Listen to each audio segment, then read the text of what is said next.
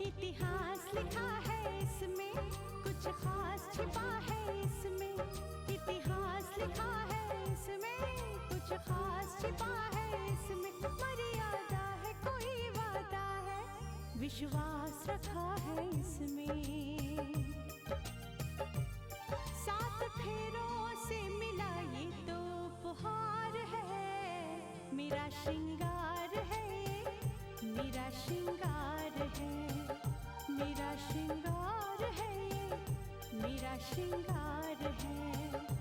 मंगलसूत्र, मंगलसूत्र, मंगलसूत्र, मंगलसूत्र, मंगलसूत्र, मंगलसूत्र,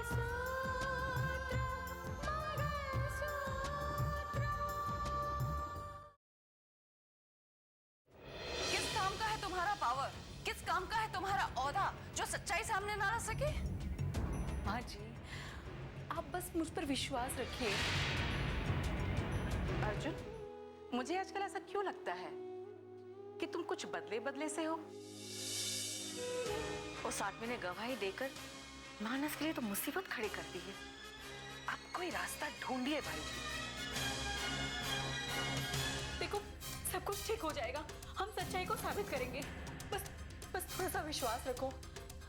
हाँ, please please.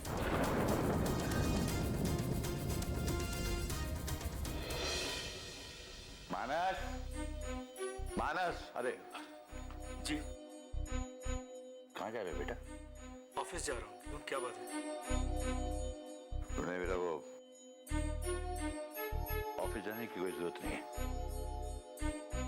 वो police वालों ने ऑफिस में छापा मारा है। वो दंगे की फुटेज कवर कर रहे हैं बेटे। जेठी, उस फुटेज से पुलिस वाले क्या साबित कर लेंगे? बहुत कुछ साबित कर लेगी, बहुत कुछ। मैं तो पहले ही से कह रहा था जब हमारे पास ये फुटेज आ रही थी कि फुटेज हमारे पास ही क्यों आ रही है।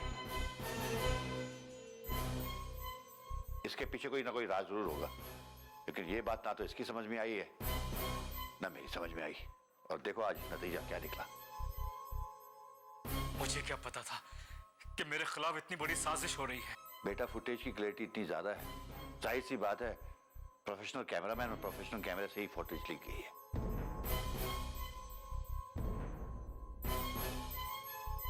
किसी आम आदमी के कैमरे से या छोटे मोटे कैमरे से फोटो नहीं खींची गई। आप बिल्कुल सही कह रहे हैं। उस वक्त हमने इस बात पर ध्यान नहीं दिया था।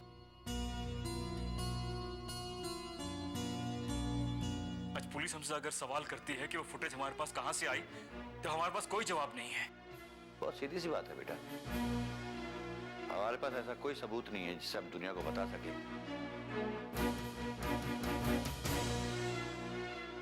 कि वो फुटेज हमारी नहीं है, बाहर से हमें कोई भेजा करता था। और मैंने तो ये भी सुना है मानस की तुम्हारे नाम के अरेस्ट वारंट निकल चुके हैं।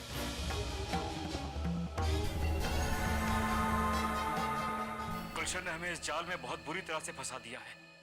वो इतनी घटिया चाल चलेगा इसका अंदाजा नहीं था हमें।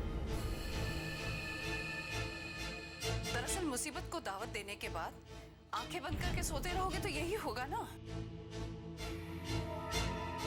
बड़े प्यार से रितिका को बहू बनाकर इस घर में लाए थे, अब भुगतो उसका नतीजा। देखो सुजाता, ये वक्त नहीं है एक दूसरे पे इल्जाम लगाने का। मैं इल्जाम नहीं लगा रही हूँ जेठी। दरअसल शादी के वक्त भी मैंने बहुत समझाने की कोशिश की थी, पर न मानस ने समझने की कोशिश की, ना ही उसके पापा ने। माँ, इस बात से रितिका का क्या लेना देना? तो फिर इसकी वजह कौन है? गुलशन से हमारी कोई दुश्मनी नहीं है। रितिका गुलशन को जानती है और उससे उसकी दुश्मनी है। और रितिका हमारे घर में रहती है।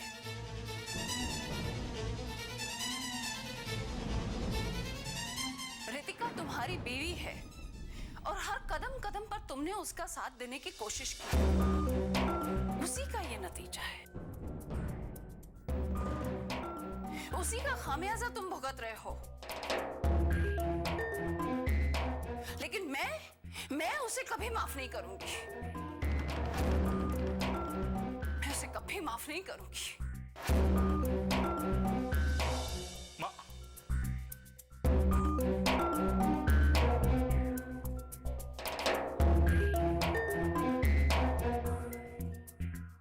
मैं कोई रास्ता ढूंढता हूँ बेटा। आप क्या सोचते हैं कि दंगे का इल्जाम मानस और उसके न्यूज चैनल पे लगाकर उन्हें मुजरिम बनाएंगे? नहीं, उन्हें फंसाना इतना आसान नहीं है मामा जी। उन्होंने राकेश को फंसाया था, लेकिन ये बात आज तक दुनिया के सामने नहीं आई। कमान अर्जुन, वो बात अलग थी, तब हालात अलग थे, अब हालात जुदा हैं। नहीं मामा, रितिका एक कलेक्टर है, उसके पास पावर है, और सिर्फ मानस को मुजरिम ठहराकर मेरा बदला पूरा नहीं होता है। और भी दूसरे लोग हैं जिनके साथ मुझे अपना हिसाब किताब चुकाना है। मेरा मतलब है राकेश का हिसाब किताब चुकाना है। हाँ हाँ, मैं तुम्हारे जज्बात समझता हूँ भांजे, लेकिन हमें इंतजार करना होगा। आगे तुम जो चाहते हो ना, वही होने वाला है। राकेश की यादें मेरे सीने में भी बेबस है, लेकिन इंतजार है तो सही वक्त और हालात का, इसलिए तुम्हें भी सब्र से काम लेना होगा। आखिर कब तक मामा जी, कब तक?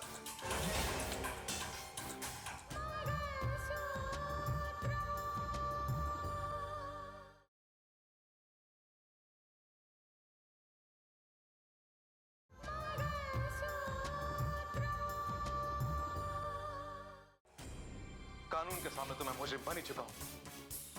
जी चाहता है कि मानस के सीने में गोलियां उतार दूं, या फिर रितिका को ही मार दूं, ताकि मानस को सबक मिले, क्योंकि उसी ने रितिका को हासिल करने के लिए मेरे खिलाफ भड़काया है। रितिका और मानस की बर्बादी की वजह तो तुम ही बनोगे राकेश, और रितिका की सच्चाई तुम्हारे सामने आए कि वो पहले भी तुम्हारी वफादार थी और अब भी तुम्हारी वफादार है। उससे पहले मुझे तुम्हारा इस्तेमाल करना है।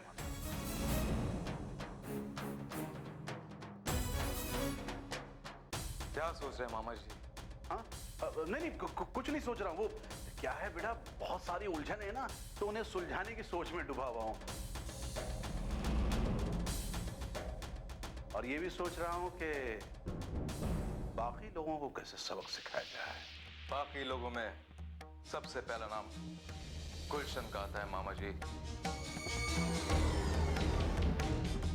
क्योंकि राकेश उनकी करतूतों का पर्दाफाश करने वाला था।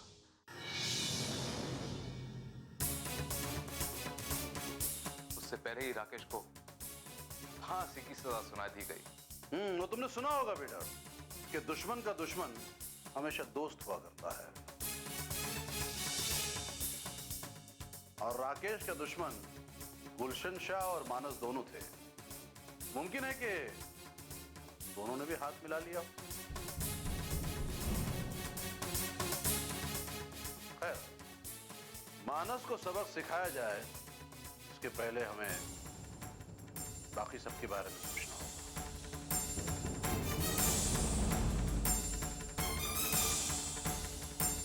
क्या बात है बेटा, ये तुम लोग किसके बारे में बातें कर रहे हो? और ये मानस कौन है? मामा जी, अब क्या वो बेटा बताओ ना इन्हें कि मानस इसके साथ काम करता है और वो इसे हटाने के बारे में सोच रहा है, तो हम ये सोच रहे हैं कि उसकी सोच को कैसे तोड़ा जाए। लेकिन आप चिंता ना करें, आप लोगों की उम्र हो गई है ना, आप ना सोचें, हम सोच लेंगे। चलता अच्छा बेटा, चलता हूँ।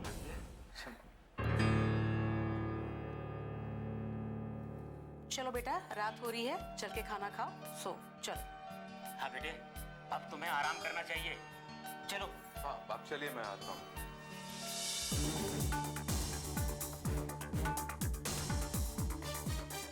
मेरी सच्चाई सामने आए कि मैं राकेश हूं और कानून दोबारा मुझे फांसी के फंदे तक पहुंचा दे, उससे पहले मुझे अपने साथ हुए धोखे का बदला लेना है।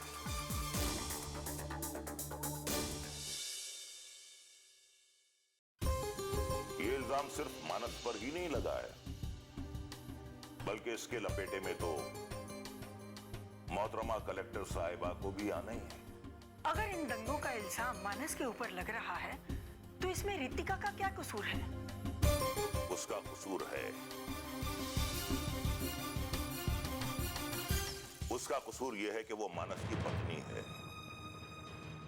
उसका कसूर यह है कि वो उस घर की बहू है।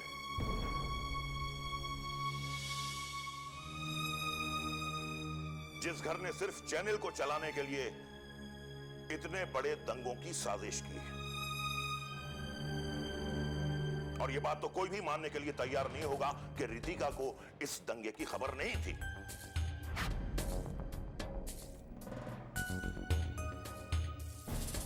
मैं तो कहता हूं कि सिर्फ रितिका के कलेक्टर होने की वजह से मानस ने इतनी बड़ी साजिश रचने की हिम्मत की। कैसी सोच है आपकी कि आप रितिका के बारे में ऐसा सोच रहे हैं कि अपनी आंखों के सामने दंगे होते हुए वो चुपचाप देख सकती है? अरे मैं तो कहती हूँ लोगों की मौत की ऐसी शैतानी साजिश करने वाला कोई भी हो, रितिका उसे कभी माफ नहीं कर सकती। कल तक ये बात कानून से छुपी हुई थी, लेकिन आज ये बात पूरी तरह सामने आ चुकी है कि इन दंगों के पीछे मानस का हाथ है।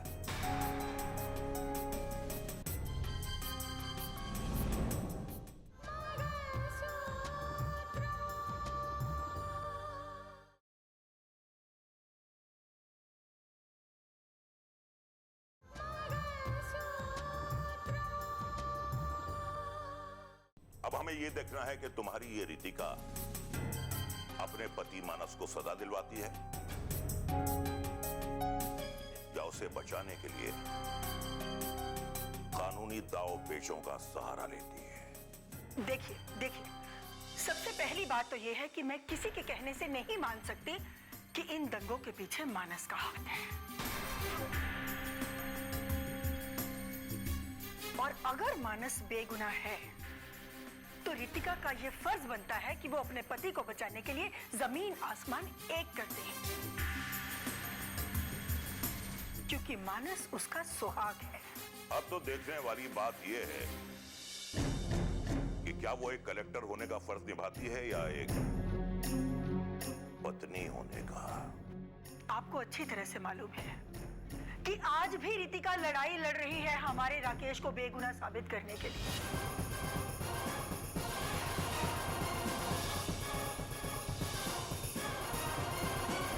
तो फिर मानस अगर बेगुनाह है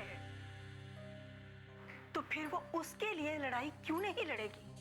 क्यों उसको बचाने की कोशिश नहीं करेगी? अब साबित करने के लिए कुछ भी बाकी नहीं है, कुछ भी नहीं, क्योंकि मानस के खिलाफ पुलिस सारे सबूत हासिल कर चुकी है। अब आपकी ये मोहतरमा कलेक्टर साहिबा लाख कोशिशों के बावजूद भी अपने पति मानस को गिरफ्तार होने से बचा नहीं सकती।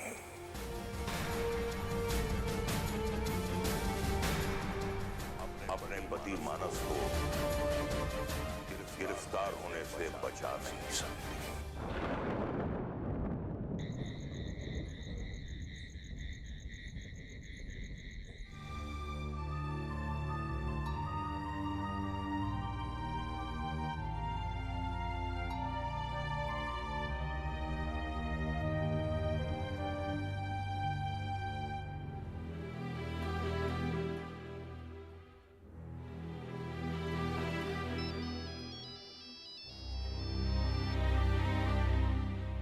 हाँ बोलो शीश, क्या चल रहा है?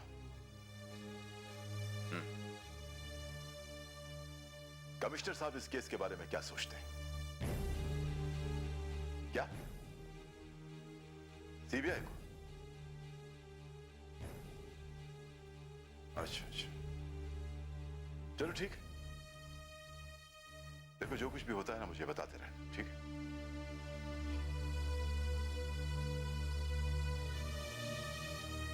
क्या बात है? क्या कहा आशीष ने? शारदा, ये जो केस है ना, वो इतना कॉम्प्लिकेटेड, सेंसिटिव और पेचीदा है कि अब इस केस की छानबीन सीबीआई करेगी। तो अब क्या होगा? सबूतों के आधार पर तो संभावना ऐसी बात की है कि मानस गिरफ्तार कर लिया जाएगा। लेकिन पापा, गिरफ्तारी से पहले क्या सीबीआई हकीकत जानने की कोशिश नहीं करेगी? फिलहाल जो सबूत सामने आए हैं वो तो यही कहते हैं कि इन दंगों के पीछे मानस और एसआरपी चैनल का हाथ है।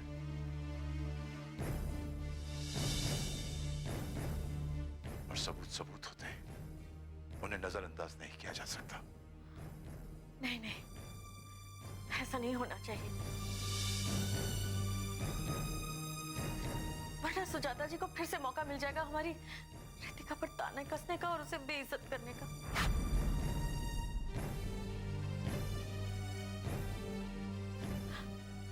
आप कुछ करते क्यों नहीं? लेकिन पापा, इसमें दीदी की क्या गलती है? नहीं, इसमें रितिका की कोई गलती नहीं है, लेकिन फर्ज करो अगर किसी भी वजह से मानस की गिरफ्तारी नहीं होती है तो मीडिया तो इस बात पर उंगली उछालेगा। सारे शहर में यह बात होगी कि रितिका ने अपने कलेक्टर होने का फायदा उठाया, अपने पावर को इस्तेमाल करके मानस की गिरफ्तारी को रोक दिया।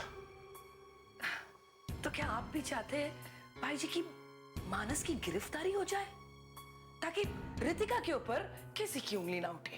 मेरे कहने का मतलब यह था स्नेहा कि अगर मानस की गिरफ्तारी नहीं हुई तो बदनामी का सेहरा रितिका के माथे पर बांधा जाएगा।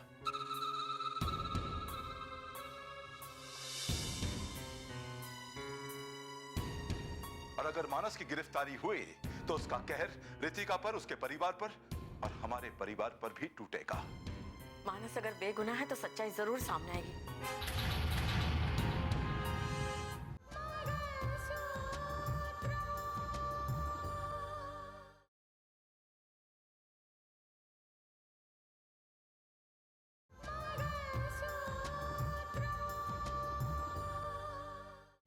मानस अगर बेगुनाह है तो सच्चाई जरूर सामने आएगी।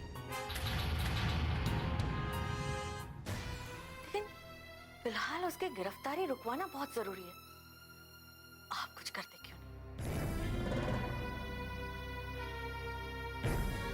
हाँ पापा, आप भी तो जज की कुर्सी पे बैठे हैं।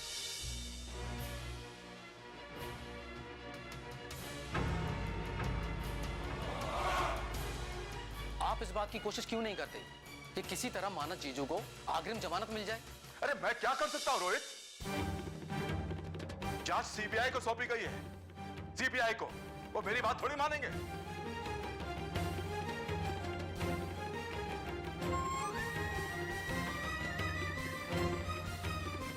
क्या कर सकता हूं? फिर भी देखता हूं, अगर मुझसे कुछ होता है तो जरूर करूंगा मानस को बचाने के लिए। इस दंगे की साजिश गुलशन शाह ने की है। न जाने इसमें और कितने लोग शामिल होंगे। हमें उन तक पहुंचने की कोशिश करनी चाहिए।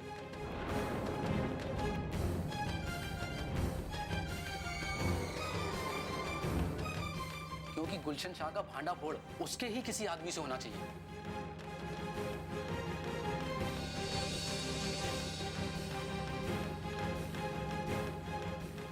हो सकता है कि गुलशन शाह की इस पाप की लंका में आग लगाने के लिए कोई ना कोई विभीषण निकल आएगा।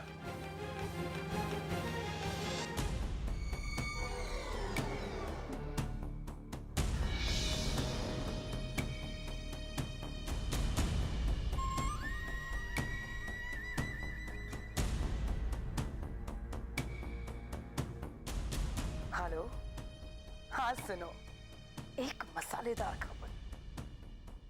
दंगे की चिंगारी ने इस घर की खुशियों में भी आग लगा दी है। सबकी आंखों में आंसू और दिल में एक तूफान सा चल रहा है। इसीलिए तो मैंने फोन किया, यही बताने के लिए कि सब क्या सोच रहे हैं। सब पढ़े लिखे और समझदार जो ठहरे।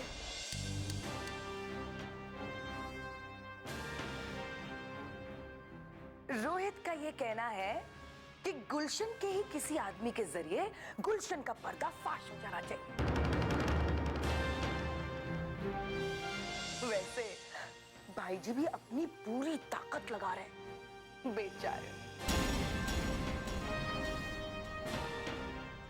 अरे हाँ, एक और खास बात कहनी थी तुमसे। अब ये केस सीबीआई के हाथ में जाने वाला है।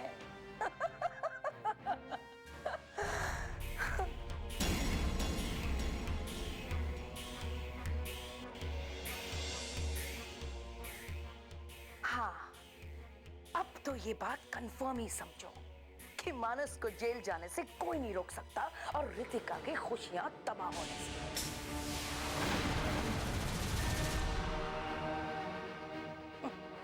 बड़ा गर्व है ना उसको अपने कलेक्टर होने पर। अब अपने नसीब पे रोएगी वो।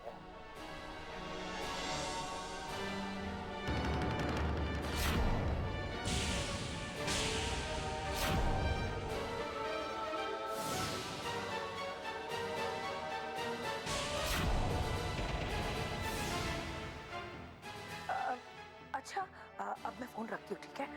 Bye bye bye.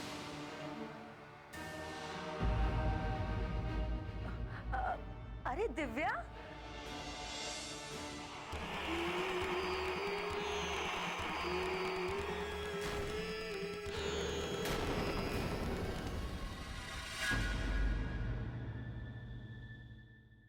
कच्चे धागे से बंधा इसमें संसार है, पिया का प्यार है ये जीने का सार है, पिया का प्यार है ये जीने का सार है।